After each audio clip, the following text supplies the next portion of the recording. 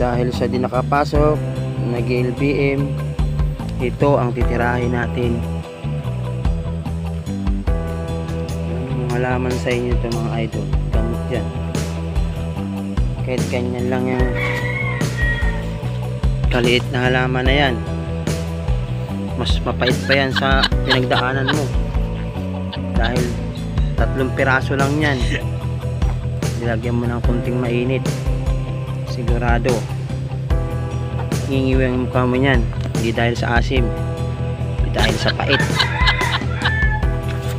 Yan, umubo sila ngayon dito.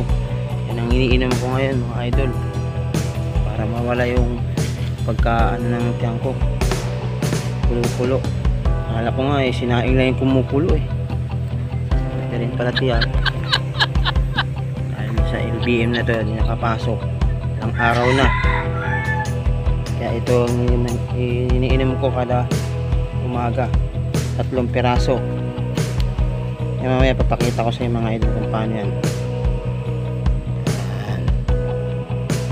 Kung paano gawin. Yan. Kukuha tayo ng 3 pirasong dahon dito sa pinaka baba, dito 3 piraso lang, dahil mas mapait pa to sa pinagdaanan mo idol. 3 piraso lang yan, hihugasan natin. Ayan, mga idol, 3 lang yan.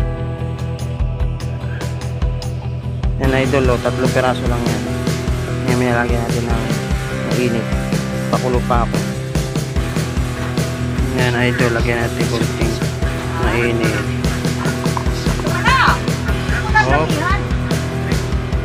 Yan, ito na idol, ito yung kanina. So ngayon, pangalan pala nitong halaman na ito, serpentina. Super pait yan. Kung gaano kapait pinagdaanan, mas mapait yan. Sabi mo talagang ang pait. Grabe. Yan. Sa mahilig ng mapait ito, serpentina. Ito pa lang yung tumutubo dito. Dami ito Yan idol, tikman natin.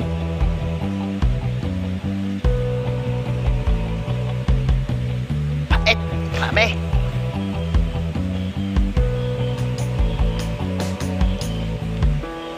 Tatlong piraso lang yan mga idol. Super pait. Tanggal talaga yung kulo-kulo ng tiyan.